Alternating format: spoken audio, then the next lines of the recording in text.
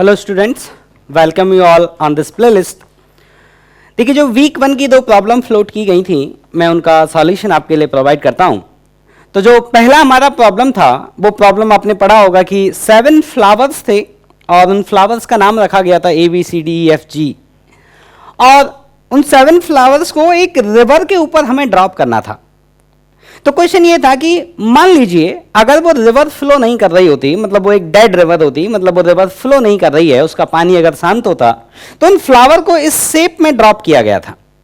और ये एक स्क्वायर है और ये B, D और F ये स्क्वायर के मिड पॉइंट हैं। इस शेप में उन फ्लावर्स को ड्रॉप किया गया था। मतलब अगर रिवर नहीं चल रही होती तो हमें रिवर की सरफेस पर ये स्ट्रक्चर दिखाई देता। लेकिन क्वेश्चन यह है कि रिवर स्टेशनरी नहीं है, रिवर एक यूनिफॉर्म वेलोसिटी से फ्लो कर रही है। और अगर रिवर एक यूनिफॉर्म वेलोसिटी से फ्लो कर रही है, तो उन्होंने क्या बोला कि जो फ्लावर्स को ड्रॉप किया गया है वो एक रेगुलर इंटरवल पे ड्रॉप किया गया है। मतलब अगर इसको t = 0 पर ड्रॉप किया तो लेट्स से t = t0 पे इसको ड्रॉप किया गया है, 2t0 पे इसको ड्रॉप किया गया, 3t0 पे इसको ड्रॉप किया गया, 4t0 पे इसको ड्रॉप किया गया, 5t0 पर इसको ड्रॉप किया गया और 6t0 पे इसको ड्रॉप किया गया। तो ड्रॉप किया गया रिवर के सरफेस के जस्ट ऊपर। मान लीजिए रिवर का सरफेस है, इसके जस्ट ऊपर ऐसे मैं हैंड से ड्रॉप करूंगा। अब सवाल में बोला गया है कि जब मैंने A को ड्रॉप किया तो जब मैंने G को ड्रॉप किया तो जब मैंने G को ड्रॉप किया, G वाले फ्लावर को जब मैंने ड्रॉप किया तो G वाला A के ऊपर कोइंसाइड किया। मतलब आप ऐसा समझिए कि रिवर ऐसे फ्लो कर रही थी, यहां A को ड्रॉप किया, यहां B को, C को, D को, इस तरह से। और जब मैंने G को ड्रॉप किया उस समय पे A वाला G के नीचे आ गया था। मतलब A वाले को मैंने पहले ड्रॉप किया था, वो फ्लो करके आ रहा था, और जब मैंने G को ड्रॉप किया तो G वाला किसके ऊपर जाकर गिरा? A वाले के ऊपर जाकर गिरा। तो मुझे यह बताना है कि जब G वाला A वाले के ऊपर जाकर गिरा तो इन फ्लावर्स का स्ट्रक्चर उस समय पर कैसा दिखेगा। और आपके लिए 4 ऑप्शन दिए गए थे, और 4 ऑप्शन में जो करेक्ट आंसर था वो था D। अब वो करेक्ट आंसर D कैसे था वो मैं आपको एक्सप्लेन करता हूं, सुनना। t = 0 पे इस फ्लावर को ड्रॉप किया गया, t = t0 पे इस फ्लावर को ड्रॉप किया गया, 2t0 पे इसको ड्रॉप किया गया। तो मैं यहां पे टाइमिंग लिख देता हूं। लेट्स से इसको t = 0 पे ड्रॉप किया गया है, इसको t = t0 पे, इसको t = 2t0 पे, इसको t = 3t0 पर, इसको t = 4t0 पर, इसको t = 5t0 पर, और इसको ड्रॉप किया गया t = 6t0 पे। इसका मतलब यह हुआ कि जो मेरा G वाला फ्लावर है, जब उसको मैंने ड्रॉप किया उस समय घड़ी में टाइम हो रहा था t = 6t0। तो मुझे बताइए जो हमारा A वाला फ्लावर है इसको कितना टाइम मिला मोशन करने के लिए। तो मैंने माना कि जो रिवर है वो इस डायरेक्शन में VW वेलोसिटी से फ्लो कर रही है और इसको 6t0 टाइम मिला फ्लो करने के लिए इस A वाले फ्लावर को। तो A वाला फ्लावर अगर VW वेलोसिटी से ट्रेवल किया और 6t0 उसको टाइम मिला तो वो कितना डिस्टेंस चल गया? इस डिस्टेंस को मैं A मान लेता हूं, इस डिस्टेंस को मैं A मान लेता हूं, तो वो A डिस्टेंस चल गया। ठीक, अब आप समझिए। अब मुझे बताइए जब मैंने G वाले फ्लावर को ड्रॉप किया था तब घड़ी में टाइम हो रहा था 6t0, तो हमारे B वाले फ्लावर को भी चलने को कुछ टाइम मिला। कितना टाइम मिला? t = t0 पे मैंने इसको ड्रॉप किया था और t = 6t0 पे मैं इसकी पोजीशन जानना चाहता हूं, तो इसको टाइम कितने को चलने को मिला? 5t0 टाइम चलने को मिला। सिमिलरली इसको कितना टाइम मिला? 4t0। इसको टाइम मिला कितना मिला? 2t0। इसको टाइम कितना मिला है? इसको टाइम मिला 3t0, इसको टाइम मिला 2t0, और इसको टाइम कितना मिला है आपका t0। और 6 वाले को अभी ड्रॉप किया गया है तो उसको कोई टाइम नहीं मिला चलने को। तो उस समय पे जब उसको ड्रॉप किया गया क्या इनका पोजीशन होगा? तो देखिए वो आपको मैं ड्रॉ करके दिखाता हूं, देखिएगा।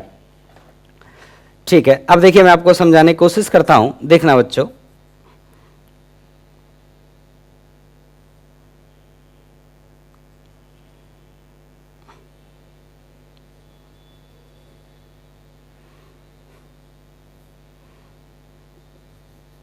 ठीक, अब ऐसा करते हैं कि जो ये मेरा विड्थ है A, इस A को मैं 6 पार्ट में डिवाइड करके बना लेता हूं। क्यों बना लेता हूं? क्योंकि मैं आपको समझाता हूं सॉल्यूशन के दौरान। तो ऐसा करते हैं, मैं इसको, ये मेरा डिस्टेंस है A/6, A/6, A/6, 3, 4, 5 और 6। ये है मेरा वो स्क्वायर, जो स्क्वायर हमें बनाना था वो स्क्वायर ये है।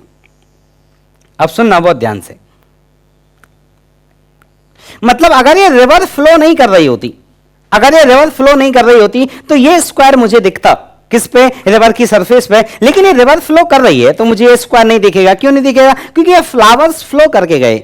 रिवर को मैंने इस डायरेक्शन फ्लो होते हुए माना है, कितना वेलोसिटी से? वीडब्ल्यू वेलोसिटी से। तो अब आप एक बात सुनिएगा, अब मुझे बताइए जो मेरा ये मिडिल वाला फ्लावर था जिसको मैंने यहां पे ड्रॉप किया था, इस वाले को कितना टाइम मिला है? 5t, इसको 5t नॉट टाइम मिला है। तो ये कितना डिस्टेंस आगे चल के गया होगा? ये वाला आगे डिस्टेंस चल के गया होगा vw इंटू 5t नॉट। अब मुझे बताइए जो मेरा ये एक इसका विड्थ है, जो मेरा ए का 6 पार्ट है, ये विड्थ किसके बराबर है?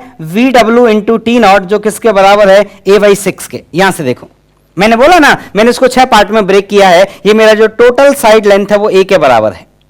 तो मैंने ये ड्राइंग इस तरह से की है उसको 6 पार्ट में ब्रेक करके। तो मुझे बताइए ये वाला जो फ्लावर था, ये वाला फ्लावर यहां नहीं मिलेगा, ये वाला फ्लावर कितना दूर मिलेगा? 5 vw इंटू टी नॉट। ये इतना डिस्टेंस ट्रेवल कर गया होगा, मतलब ये वाला फ्लावर कहीं यहां पहुंच गया होगा।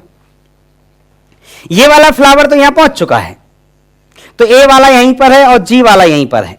और जो मेरा बी वाला फ्लावर था वो कहां पहुंच चुका है? वो यहां पहुंच चुका है। अब बात करते हैं सी वाले फ्लावर की जो इस कॉर्नर पे था। इस वाले फ्लावर को कितना टाइम मिला चलने को? 4t not. तो ये कितना चल के गया होगा? ये चल के गया होगा vw इंटू 4t नॉट। तो ये एक सेगमेंट किसके बराबर है? vw इंटू टी नॉट के बराबर है। तो ये कितना चल गया? 4 पार्ट चल गया। तो ये 1 2 3 4, तो यहां पहुंच गया होगा ये सी वाला फ्लावर। सी वाला फ्लावर आपको यहां मिलेगा। अब बात करते हैं इस मिडिल वाले डी वाले फ्लावर की, जो मिड पॉइंट पर होना था। तो इसका मिड पॉइंट कौन बनेगा? ये वाला पॉइंट था मिड पॉइंट। इसको कितना टाइम मिला चलने को? इसको टाइम मिला है 3t नॉट। तो ये कितना चल के गया होगा? ये चल के गया होगा vw इंटू 3t नॉट। ये कितना चल के गया आपका बेटा? vw into 3t not. इसका मतलब ये एक सेक्शन जो है वो vw इंटू टी नॉट के बराबर है। तो 1 2 3, तो यहां पहुंच गया होगा कौन? That d1। डी यहां पहुंच गया। ठीक, अब हमने डी की बात कर ली। अब बात करते हैं ई की। तो ई वाले को यहां रिलीज किया गया था, और कब रिलीज किया गया था? 4t नॉट पे। उसको कितना टाइम मिला चलने को? उसको 2t नॉट टाइम मिला चलने को। तो यहां से कितना आगे बढ़ गया होगा? vw into 2t not. और एक सेक्शन जो है मेरा वो vw इंटू टी नॉट के मैंने बराबर बनाया। तो ये वाला जो ई वाला था वो ई वाला कहीं यहां पहुंच गया होगा, ई वाला। अब बात करते हैं इस एफ वाले की। एफ वाले को 5t नॉट पे रिलीज किया गया था। इसको कितना टाइम मिला चलने को? t नॉट टाइम मिला चलने को। तो ये कितना आगे चल के गया होगा? ये चल के गया होगा vw इंटू टी नॉट। तो जो यहां वाला फ्लावर था ये एक सेक्शन आगे चल गया, कितना? vw into T not. तो ये जो एफ वाला फ्लावर था वो यहां पहुंच जाएगा। This is F. तो अब आप देख सकते हैं कि जब जी वाला फ्लावर ए वाले फ्लावर से कोइंसाइड किया, उस टाइम पे आप देख सकते हैं ज्योमेट्री कैसा दिखेगा आपको। देखिए एक रेगुलर आइसोसेलेस ट्राइंगल ये दिख रहा है, और ये ऑप्शन डी में बनाया गया था। तो आपका करेक्ट आंसर होगा कौन? डी। हाँ, तो देखो बेटा प्रॉब्लम नंबर 2 का सॉल्यूशन देखते हैं। तो प्रॉब्लम नंबर 2 में आपको क्या बोला गया था कि एक ये प्रिज्म है, ये ऑप्टिक्स की प्रॉब्लम थी, और इसमें एक बीम को इंसिडेंट किया गया था इस डायरेक्शन में, और जो बीम थी वो इस डायगोनल के पैरेलल थी। और हम ये चाहते थे कि जब ये बीम जब इस प्रिज्म से बाहर निकले तो ये डिफरेंट पार्ट में सेपरेट होके निकले, मतलब आगे दो डिफरेंट बीम आगे निकले। तो देखो बेटा, दो डिफरेंट बीम आगे निकले, तो देखो भाई एक बात तो ऐसे समझो कि ये है बाहर रेयर मीडियम और ये है आपका डेंसर मीडियम, और आपसे इस डेंसर मीडियम का रिफ्रैक्टिव इंडेक्स पूछा था कि एटलीस्ट इसका कितना रिफ्रैक्टिव इंडेक्स होना चाहिए कि ये दोनों बीम बाहर निकलें। एटलीस्ट कितना होना चाहिए, क्योंकि मैक्सिमम तो आप बहुत बड़ा रिफ्रैक्टिव इंडेक्स ले लीजिए तो भी बीम बाहर निकल सकती है, लेकिन हमसे मिनिमम पूछा था। तो मिनिमम कैसे कैलकुलेट करेंगे वो समझना। आप ये सोचो पहले कि मान लो इसका रिफ्रैक्टिव इंडेक्स बाहर सराउंडिंग के ही अगर बराबर है तो क्या होता? तो ये रेस सीधे चली जाती, तो आपकी दो बीम होती ही नहीं, दो बीम स्प्लिट नहीं होती। तो अगर दो बीम स्प्लिट होनी है तो क्या करना है? तो इसका रिफ्रैक्टिव इंडेक्स थोड़ा बढ़ाइए, क्योंकि मिनिमम रिफ्रैक्टिव इंडेक्स बाहर एयर का कितना है? 1, तो इसका मिनिमम हो सकता है 1 से काम नहीं चला, तो अब आपको रिफ्रैक्टिव इंडेक्स बढ़ाना पड़ेगा।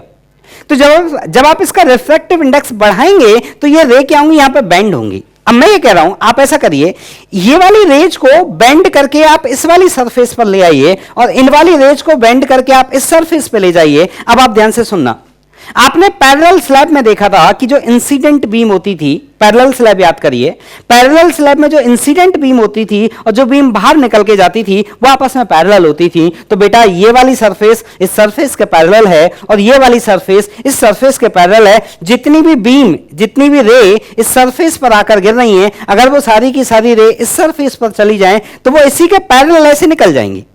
और जितनी भी रे इस सरफेस पर आकर गिर रही हैं वो अगर बेंड होकर इस सरफेस पर चली जाएं तो वो यहां से एकदम पैरेलल निकल जाएंगी। क्यों? क्योंकि ये दोनों सरफेस कैसी हैं? पैरेलल। तो होगा क्या, मैं आपको ड्राइंग दिखा देता हूं। तो आपको क्या करना है, आपको क्या करना है कि इन वाली रे को बेंड करके इस सरफेस पर ले आना है। तो देखो दिक्कत कौन सी वाली रे को है वो मैं समझाता हूं। तो देखो बेटा, ये वाला ऊपर वाला जो आपका बीम है, इन वाली बीम को हमें बेंड करके कहां लेके जाना है? इस वाली सरफेस पे लेके जाना है। सबसे इस नजदीक वाली रे को दिक्कत नहीं है, ये तो थोड़ा भी बेंड होगी तो यहां पहुंच जाएगी। सबसे ज्यादा दिक्कत है इस ऊपर वाली रे को। अगर ये ऊपर वाली रे इस सरफेस पे पहुंच गई तो बाकी सभी रे इस सरफेस पे जरूर पहुंच जाएंगी। तो हमें क्या करना है, इस ऊपर वाली रे को बेंड करा के इस सरफेस पर लेकर आना है। ठीक, इसका मतलब हुआ कि ये वाली रे एटलीस्ट यहां तक तो आ जाए। कहां पे? एकदम यहां तक। ये पॉइंट देखिएगा, ये पॉइंट जो मैंने बनाया है ये इस सरफेस का पॉइंट है और इस कॉर्नर के जस्ट बगल वाला पॉइंट है। तो ये वाली रे एटलीस्ट इतना तो बेंड हो जाए कि ये यहां तक पहुंच जाए। हां, और ज्यादा बेंड हो जाए तो बहुत अच्छी बात है, यहां तक पहुंच जाएगी तो।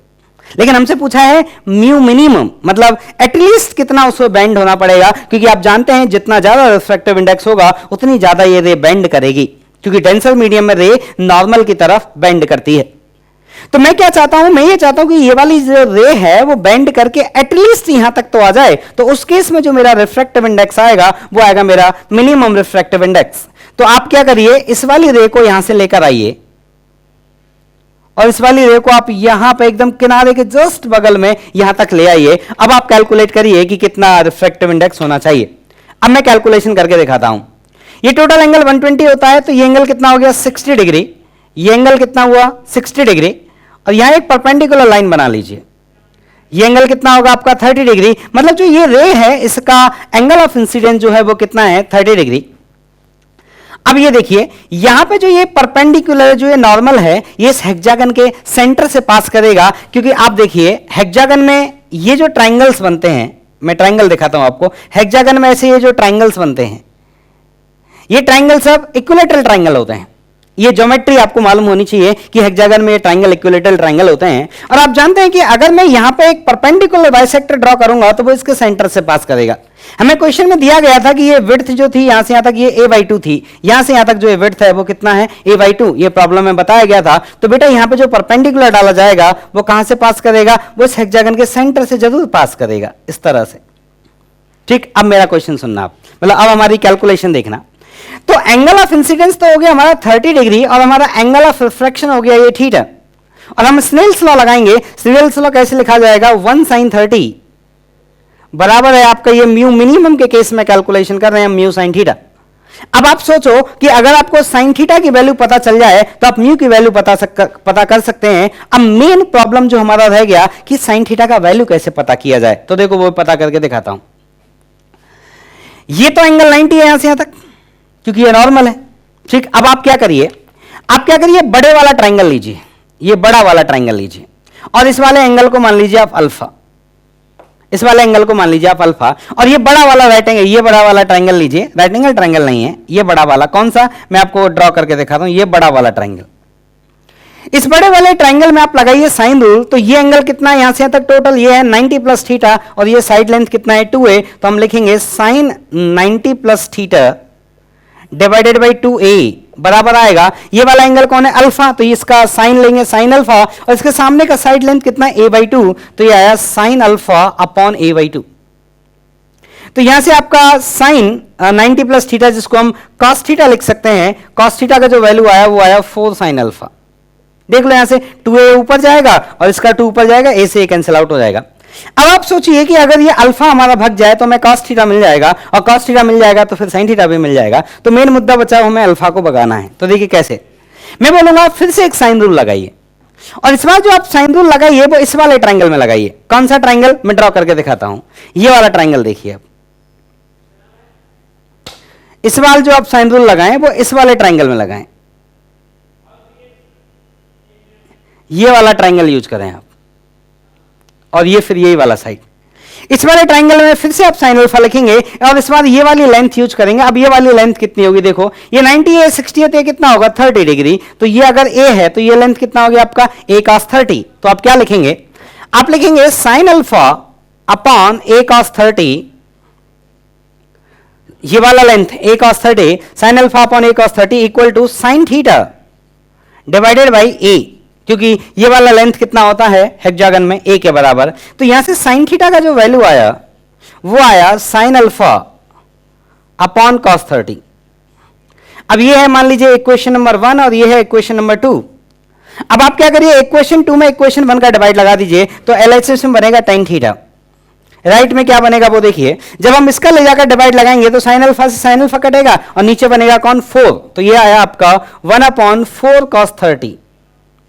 cos 30 होता है आपका √3/2, तो tan थीटा का जो वैल्यू आया वो आया 1/2 √3। अब आपको tan थीटा मालूम हो गया, तो tan थीटा मालूम हो गया तो अब आप ये पता करिए कि sin थीटा क्या होगा। कैसे पता करेंगे, देखिए सॉल्यूशन।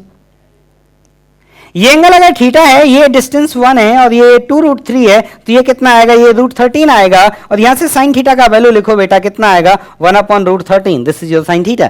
इस साइन थीटा को उठा के आप इस इक्वेशन में ले जाके पुट कर दो, तो साइन थीटा को 1/√13 पुट करेंगे, तो यहां से जब आप सॉल्व करेंगे तो म्यू का जो वैल्यू आया वो आया √13/2। ठीक, इसका मतलब इस मीडियम का जो रिफ्रैक्टिव इंडेक्स है वो एटलीस्ट 13/2 होना चाहिए इस बीम को स्प्लिट करने के लिए। तो ये है इसका minimum value of refractive index. ठीक, तो चलिए बेटा, थैंक यू।